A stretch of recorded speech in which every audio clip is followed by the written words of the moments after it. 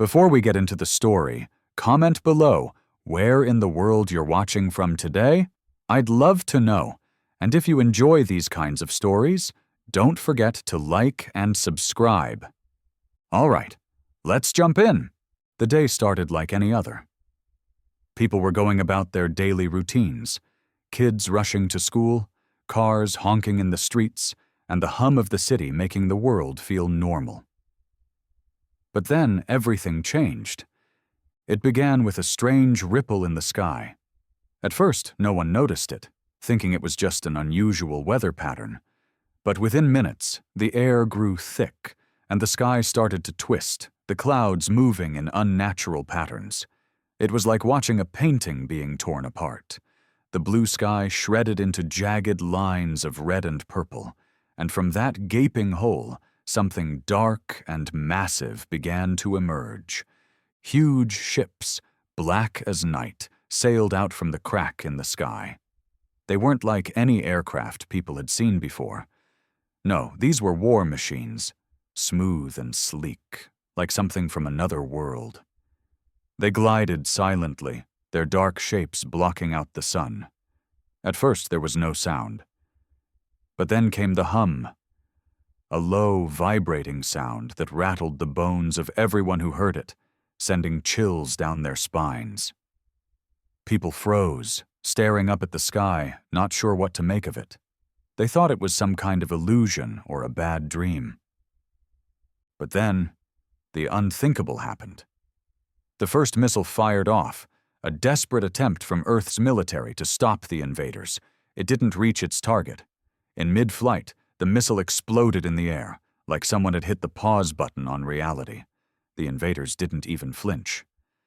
That's when the world realized Earth was completely unprepared. And then the bombs started to fall. Cities that had once been bustling with life, New York, London, Tokyo, disappeared in flashes of light. Nothing left but rubble. People in the streets screamed, but no one knew where to run. The invaders didn't speak, didn't communicate. They simply destroyed, like they had done this before, like we weren't even worth their time. World leaders tried everything, airstrikes, nuclear weapons, but nothing worked. Their technology was beyond anything humanity had ever imagined. Every fighter jet that soared into the sky was struck down before it even had a chance to fire. It felt hopeless. People started losing hope. The feeling of helplessness spread like wildfire, and everyone could feel it in their bones. The invaders weren't here to negotiate. They were here to conquer. Yet, in the middle of all this, one person stood their ground. In a small, almost forgotten town in Montana, a retired engineer named Marcus Lane looked at the destruction happening across the globe and made a decision. While the world watched helplessly, Marcus knew that running wasn't an option. He had spent his entire life designing dangerous technologies for the military, weapons too powerful to be used in conventional war. Weapons too dangerous even for the governments who had once funded his work. When the alien ships came to his town, Marcus didn't hesitate. He didn't run or hide. He didn't call for help. Instead, he walked into his workshop, grabbed a pile of old scrap metal, and got to work. It wasn't easy, and it wasn't fast. For 3 days, Marcus labored away, welding, soldering, and testing as the world burned around him. Every hour that passed felt like a year, but he didn't stop. He couldn't. By the time the sun set on the 3rd day, Marcus had something. It looked ridiculous. A giant metal dish attached to a beat-up old pickup truck, covered in rust and dents. It didn't look like a weapon. In fact, it looked like a bad joke, a satellite dish that some crazy inventor had thrown together in his backyard. But Marcus didn't care what it looked like. He knew what it could do. He climbed into the truck, his hands shaking as he flipped the switch. The dish hummed to life. For a brief moment, nothing happened. Then the air crackled, and the sky itself seemed to bend. A pulse shot out from the dish, a wave of energy so powerful it seemed to make the ground shudder. The alien ship that had been hovering overhead disappeared as if it had never existed, leaving nothing but empty sky. For the first time, the invaders hesitated. Marcus stood there for a moment, staring at the empty sky where the alien ship had been just seconds before. The silence that followed was almost too much to bear. It was as though the world had come to a complete stop, like time itself was holding its breath. The air around him hummed, still crackling with energy from the pulse that had torn through the sky. He climbed out of the truck, feeling the weight of what had just happened pressing down on his shoulders. He had no idea if the alien ships were gone for good, or if this was just a temporary lull. What he did know was that for the first time since the invasion began, Earth had a fighting chance. His hands were shaking, his body drenched in sweat, but his mind was racing. The pulse had worked. He had destroyed one of their ships, taken it out of existence with a single shot. But the problem was that Marcus had no clue how it worked. He'd built the device in a frenzy, combining old weapons designs, forbidden theories, and just a dash of sheer desperation. There was no blueprint, no manual. It had been trial and error, luck, and a bit of insane genius. He didn't have time to think about that now. The world wasn't going to wait for him to figure out the science. The aliens, whoever they were, would return, and they would be even angrier. He had seen the way the other ships had paused when their comrade was taken out. It was confusion in their ranks, something they hadn't expected. And confusion was humanity's first weapon. Marcus wiped his brow, took a deep breath, and turned to the old CB radio he had rigged into the truck's control panel. He had one shot at this. He didn't know if the invaders could hear him, or even if they had the ability to understand his words, but it was the only thing he could think of. He grabbed the mic, his hands still trembling from the intensity of what had just happened, and spoke. "Earth to the invaders," he said, his voice rough but steady. "You attacked us without warning.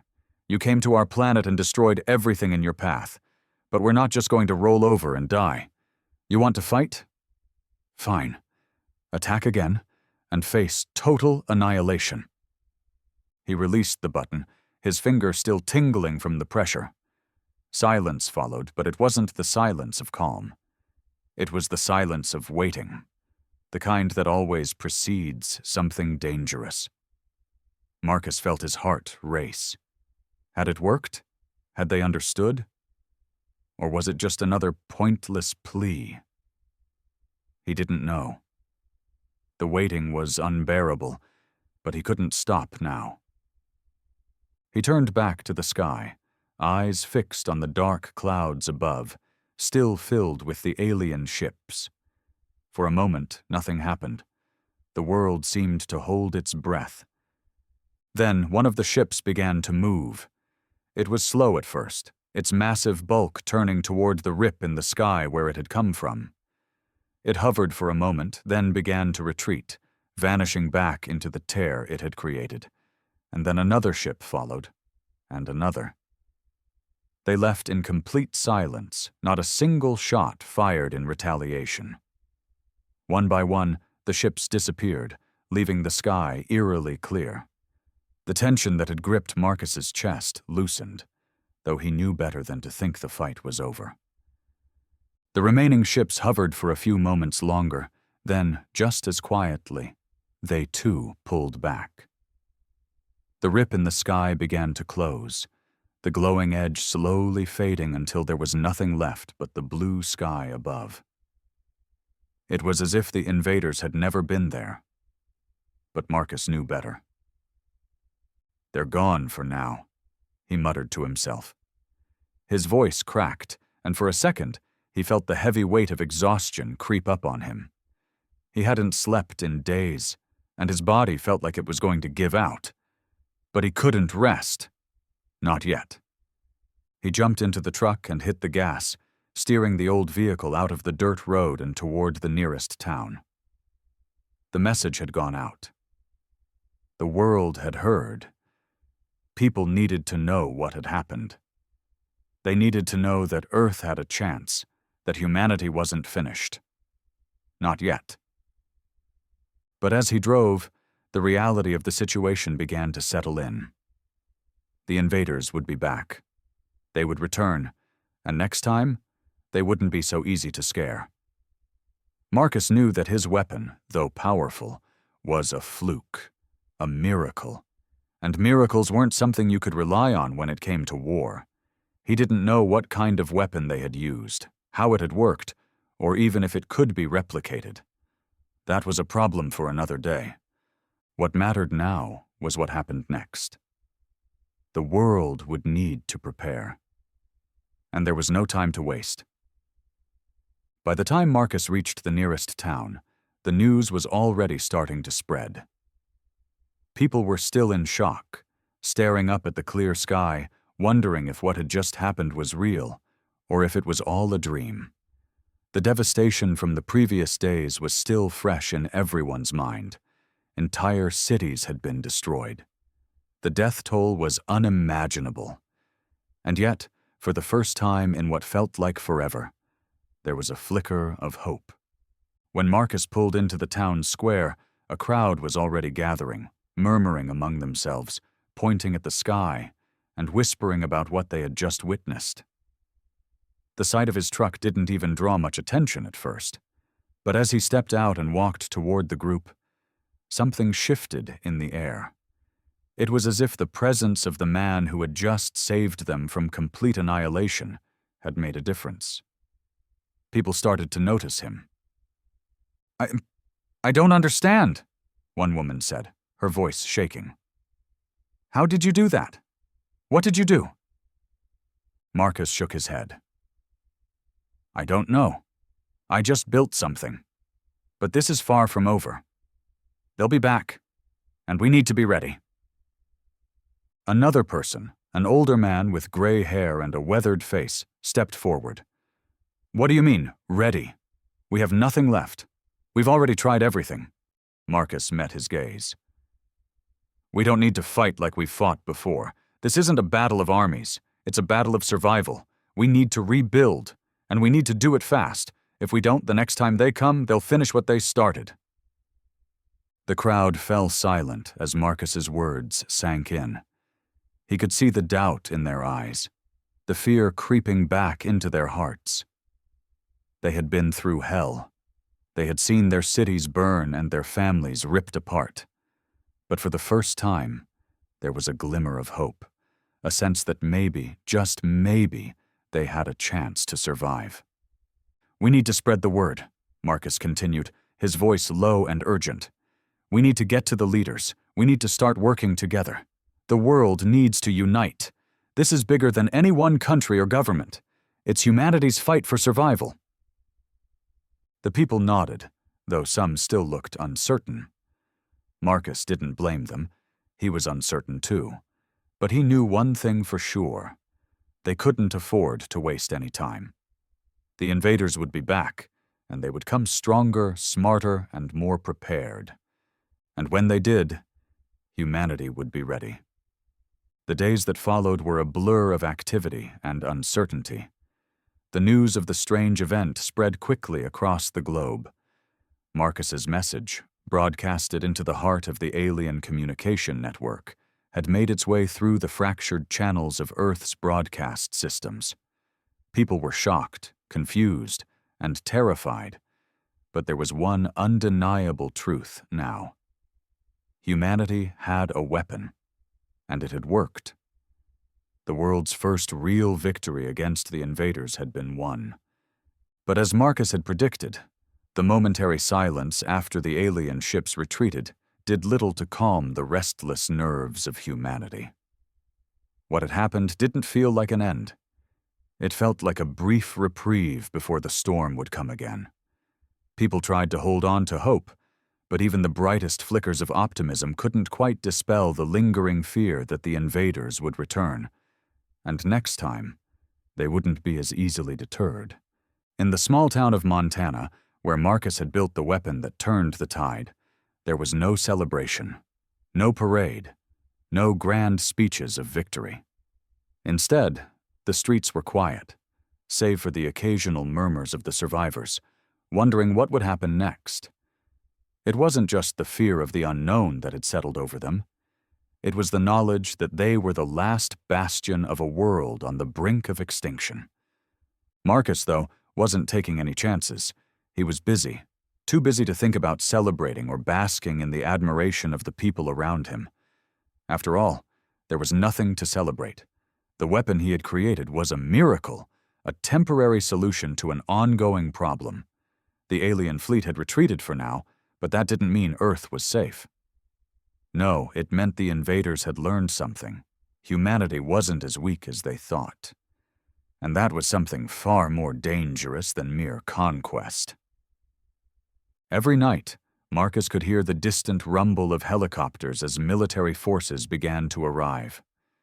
They came in waves, some with the clear authority of government agencies, others with their own private agendas, all desperate to claim the secret of his invention. They didn't care about the lives of the people in his town. They only cared about the weapon he had created. For them, it was a tool of power, a means to control. But Marcus wasn't foolish. He knew exactly what they wanted, and he wasn't going to let them take it without a fight. The people in the town had seen the alien ships up close. They had felt the ground shake as the invaders unleashed their destructive power, and they had fought, tooth and nail, to protect Marcus and his creation. When the government came knocking, with their shiny black suits and smug faces, Marcus knew they weren't coming to thank him. They were coming to take his weapon, to use it for their own gain. But he had no intention of letting that happen. He spent the next few days preparing, quietly organizing the town's remaining survivors. He taught them everything he knew about the weapon he had built, how it worked, and most importantly, how to use it if the aliens returned. He knew they weren't ready for war. None of them were. But if the world wasn't going to unite to fight the invaders, he was going to prepare his town. They may not have had the military might of the world's greatest nations, but they had something the invaders didn't: resolve. And Marcus Lane wasn't about to let that go to waste. As the government forces descended on his town, the tension in the air became palpable. The streets, once filled with the bustle of everyday life, were now eerily quiet, save for the sound of helicopters overhead. Marcus had long since made the decision to stand his ground. He wasn't going to hand over the weapon, and he wasn't going to let anyone else take it either.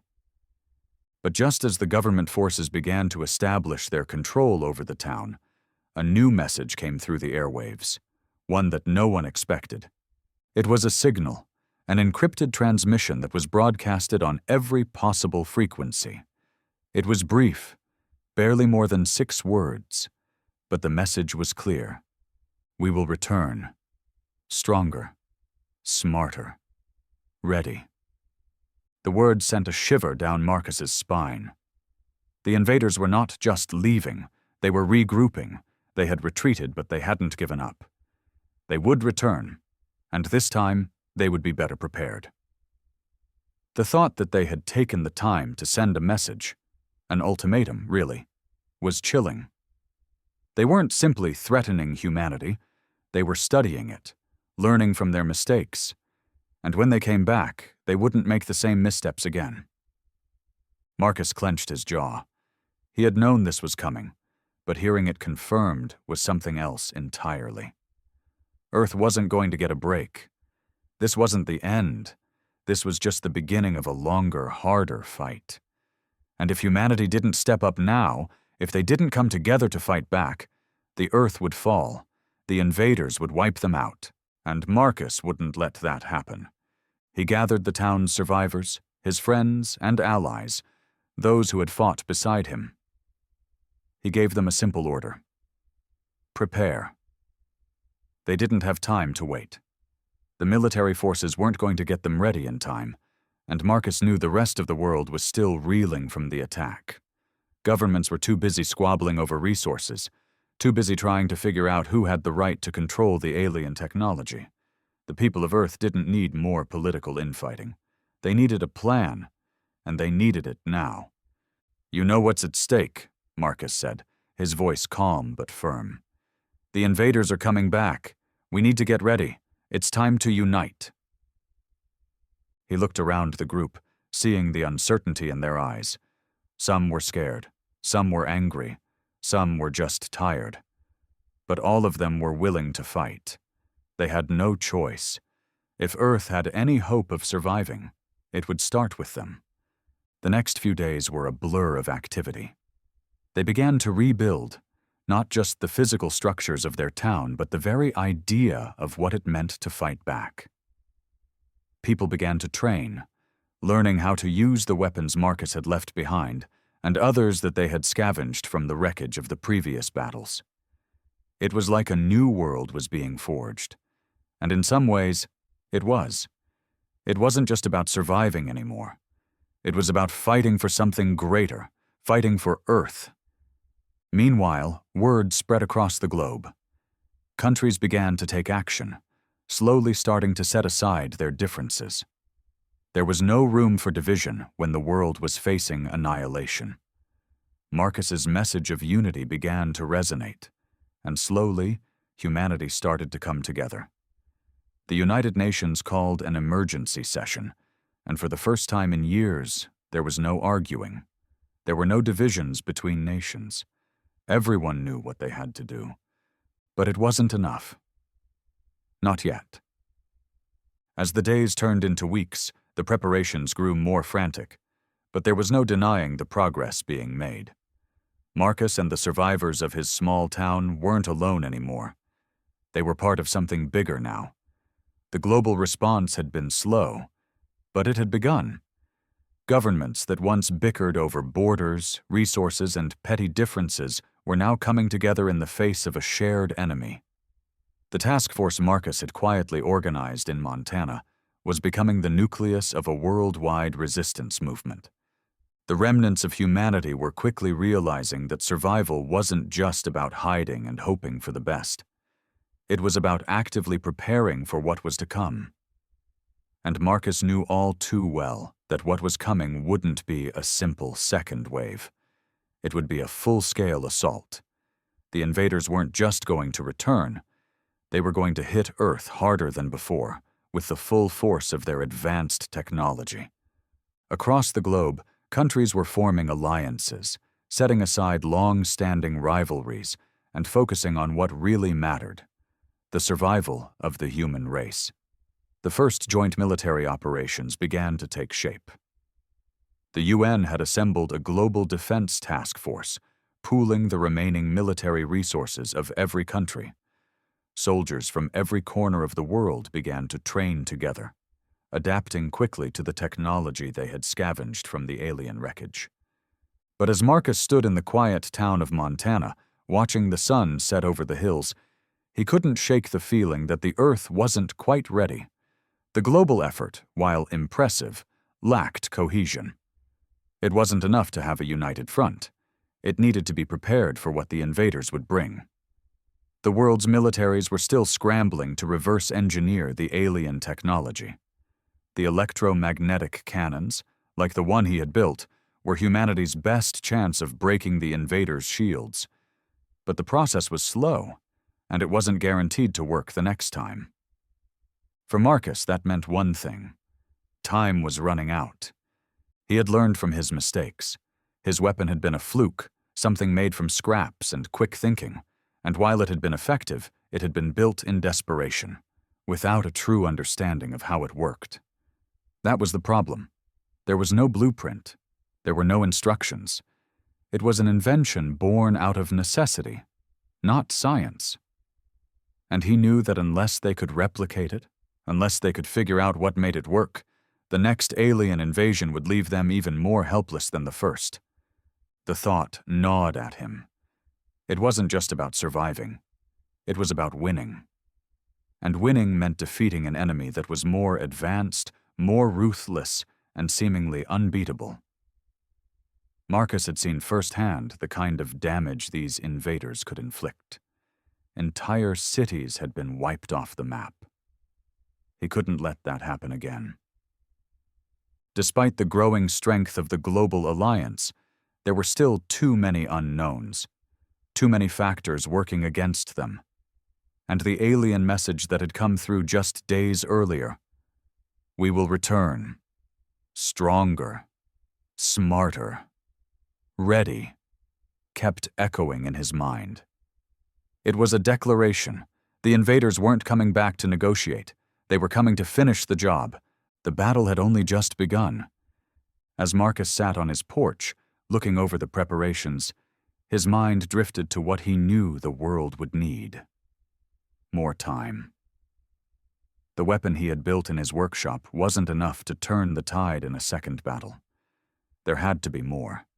Earth would need a whole arsenal, an entire army of technology capable of matching the invaders' power. But more than that, Earth needed a mindset shift. They had to think bigger. They couldn't just react to the invasion. They needed to anticipate it. They needed to be ready for whatever the aliens might throw at them. As he stared out over the horizon, Marcus could see the faintest glimmer of the alien ships that had once filled the sky. They had retreated, but their presence still loomed. And that only made the preparation more urgent. They needed to act fast, but they needed to act smart. It was then that the first signs of the true alien retaliation began to show. Earth's scientists had been working around the clock, trying to understand how Marcus's weapon had worked. The electromagnetic pulse that had destroyed the alien ship was a small victory, but it wasn't the answer. It wasn't the key to defeating the invaders for good. It was merely a stopgap. The global task force had begun to replicate Marcus's device, but each attempt came with its own set of failures. Some of the weapons backfired, exploding in violent bursts of energy that left a wake of destruction. But no alien ships. Others simply fizzled out, unable to generate enough power to penetrate the alien shields. Marcus couldn't sit idly by, watching others try to reverse engineer what he had created. He knew his weapon was a short-term fix, a temporary reprieve. There was no telling if they would have another miracle shot at the next alien attack. He had to take matters into his own hands.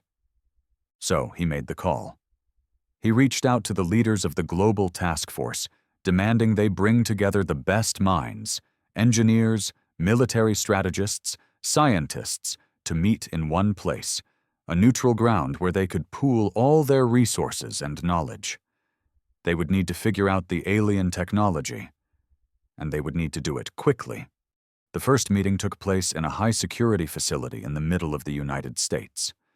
The room was filled with experts from all over the world, some military, some scientists, some engineers, and others who had no choice but to become part of this new, global resistance. Marcus sat at the head of the table, feeling the weight of responsibility like never before. This wasn't just about survival anymore. This was about taking the fight to the invaders.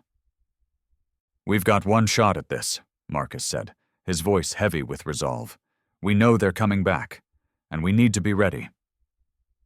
The room fell silent, the eyes of the room's members all turning to him. They had seen his weapon work. They had seen the devastation caused by the alien forces. They understood the stakes. "We need to understand their tech," Marcus continued. "The electromagnetic pulse from the device I built wasn't just a lucky shot. It worked because we were able to disrupt their energy systems. But we don't know how or why it worked. We need to figure that out. And fast." A scientist from Russia spoke up, his voice laced with concern. "But we don't have the resources to create something like that in mass quantities. We can barely replicate it." Marcus nodded. "I know, but we can't afford to fail. If we don't come up with something better, something that can match their weapons and technology, we'll lose everything. I don't care if it's just a prototype. We need a plan." As the meeting continued, the reality of the situation began to sink in.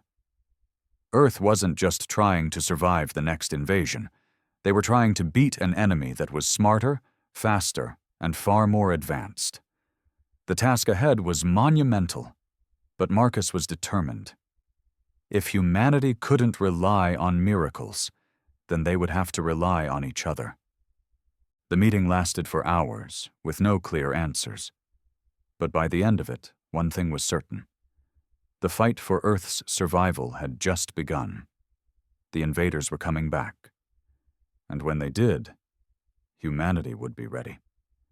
The weeks following the emergency summit were a whirlwind of activity. Marcus's words had struck a chord with the leaders and scientists in that room. And while the global resistance was still far from being fully prepared, things were beginning to move faster.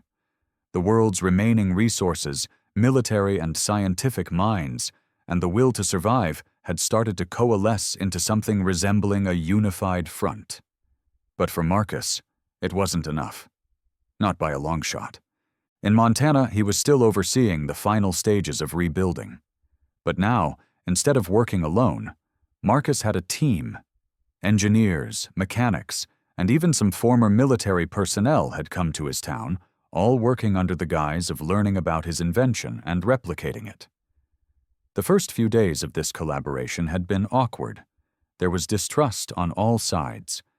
The governments of the world weren't known for their cooperation, and neither were the military branches that had dominated the previous centuries of conflict. But necessity, it seemed, had a way of breaking down barriers. Every day, the team worked tirelessly, experimenting, theorizing, and failing in their attempts to reverse engineer the technology Marcus had stumbled upon. It had become clear to him that they weren't going to get very far without answers. The alien tech was still a mystery. Despite their best efforts, every attempt to recreate his electromagnetic pulse weapon had met with failure. The power source was a riddle. The energy shields of the alien ships were impenetrable, and every analysis they ran left them with more questions than answers. He sat in his workshop one evening, long after the team had gone to sleep, staring at the blueprint of his device. The truck-mounted dish, the wiring, the makeshift components, it all seemed so simple, so haphazard. Yet it had worked. For a brief, shining moment, it had been enough to drive the invaders away. But now the world needed more. They needed a way to take the fight to them, a way to win. There were no easy answers, but Marcus knew one thing for certain. Earth's survival depended on the ability to push the invaders back, not just once, but for good. One night, as he mulled over yet another failed test run with the team, Marcus received a message that stopped him cold. It wasn't from the world's governments, nor was it from his team. It was a transmission, one he hadn't expected to come for another few months at least. But it came. A signal. And it was unlike any message they had received before. The frequency was encrypted, of course, but it was familiar. It was a language, a sequence of strange mathematical symbols and patterns, not unlike the ones the invaders had used during their first contact. This wasn't an attempt to communicate. It was a threat, a warning. It was the alien fleet. The message didn't give much detail, but it did confirm one thing. The invaders were watching. The ships had regrouped, they had begun to strengthen their fleet, and they were on their way back. This time they weren't just coming to conquer. They were coming to erase, and they were bringing everything they had. Marcus immediately called a meeting with the task force. They couldn't waste time on guessing games anymore. The invaders were returning, and there would be no second chances. If humanity didn't act now, there wouldn't be any Earth left to save. The task force's meeting was held in a high-security facility deep underground, a bunker that had been repurposed for global defense efforts. The room was dimly lit, heavy with the tension of the weighty decisions that were being made. Military officers, scientists, engineers, and strategists filled the seats, all of them exhausted from days of constant work, but no one dared to show their weariness. This wasn't about sleep anymore. This was about survival. "We've confirmed the message," Marcus began, standing before the group. "The invaders are coming back. They're bringing a larger fleet, more advanced weapons, and they won't be caught off guard like last time. They've learned from their mistakes." The room was still, save for the occasional rustle of paper or the quiet hum of computer screens. No one needed to ask what this meant. They knew. The last battle had been a fluke, a stroke of luck. But this time the aliens wouldn't hesitate. They wouldn't make the same mistakes. The world's leaders had no illusions about what was coming. A military strategist from Europe, Colonel Riker, was the first to speak. His voice was calm, but edged with urgency. "Marcus, what exactly did you use to stop them? We've been trying to replicate it, but we don't understand the science behind it." Marcus sighed, rubbing his temples. "I don't know. That's the problem. I built that weapon from old tech and some wild theories. The electromagnetic pulse worked, but I didn't have time to fully understand it myself. The only thing I know is that it disrupted their energy systems. It was a one-time shot, but we need to figure out why it worked before they get here." Riker nodded, looking at the others in the room. "Then we're back to square one." "But that's not enough," interjected Dr. Clara Miller, a physicist from the United States, who had been analyzing the alien tech alongside the engineers. "We need a new strategy. We've spent too much time focusing on reverse engineering their tech. The answer isn't just copying them, it's learning from them." The room shifted at her words. "Learning from them?" What did that mean? Dr. Miller continued. "The invaders have an entirely different approach to energy, weaponry, and warfare. They think in ways we can't even imagine. But what if we stopped trying to match them blow for blow and instead thought like they do? What if the answer isn't to simply replicate their weapons, but to understand the principles behind them?" Marcus thought about it. That made sense. For so long, humanity had tried to use its own tactics, its own technology to fight the invaders. But the reality was that their tech was far beyond anything humanity had ever seen. The key wasn't to fight fire with fire. It was to think differently. "You're suggesting we learn to think like them?" Marcus asked, raising an eyebrow. Dr. Miller nodded. "Exactly. We need to study their technology, yes, but we need to start thinking about war on a larger scale. Energy manipulation. Adaptation. We need to develop something that can outsmart their systems, not just overpower them." The silence in the room grew as everyone processed this new line of thinking. Could they really outsmart the invaders? Could they turn the tables by using the enemy's own technology against them? "That's a dangerous gamble," Colonel Riker said cautiously. "We don't have time to waste on theories.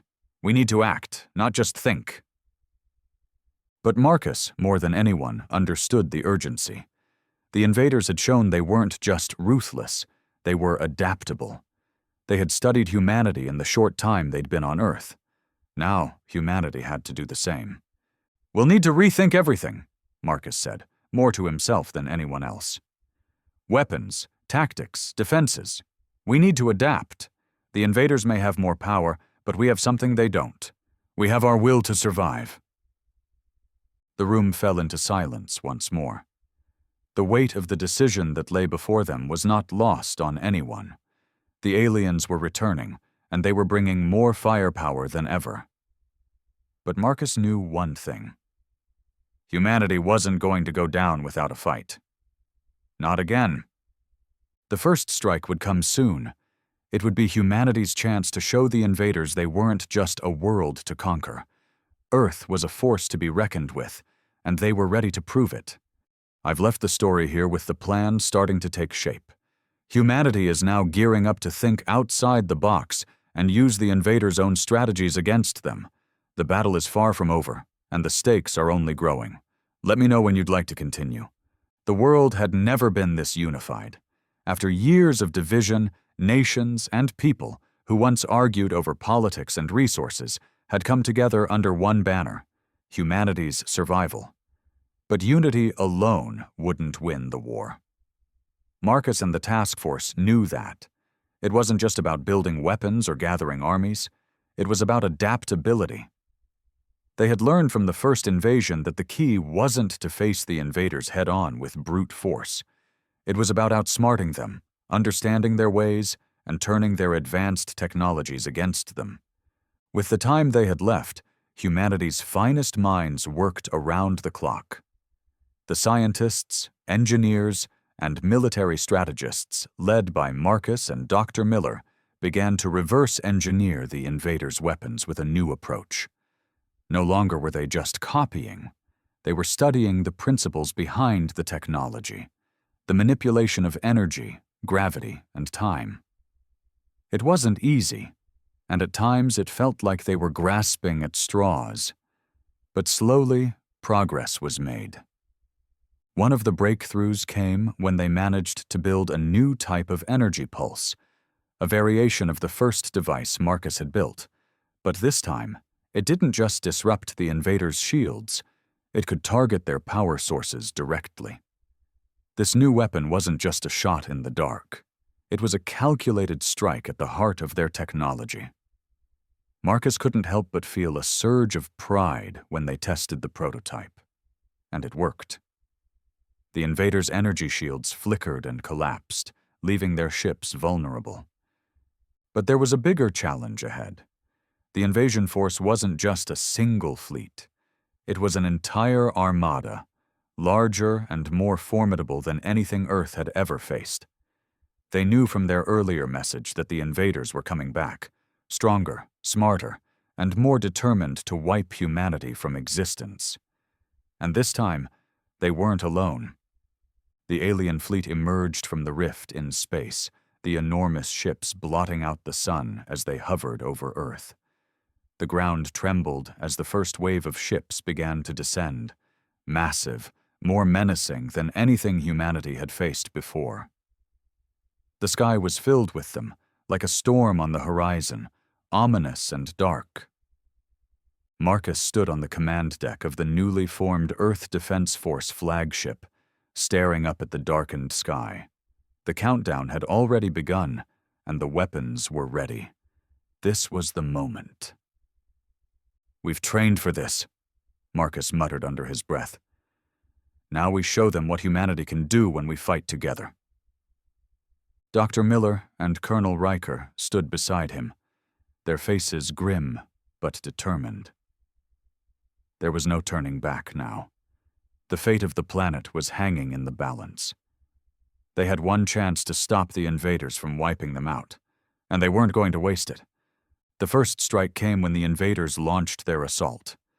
Massive energy blasts rained down on the cities below, causing explosions so large that they sent shockwaves rippling across the Earth. Buildings crumbled, and entire districts were obliterated in seconds. The world's military forces responded, firing everything they had at the alien fleet. But the invaders had anticipated this. The sky lit up with the familiar hum of their energy shields, blocking Earth's missiles and weaponry effortlessly. For a moment, it seemed as though humanity's efforts were futile. The invaders were too powerful, too advanced. But Marcus had something they didn't expect. He ordered the deployment of the new electromagnetic pulse weapon, the one that could penetrate their shields.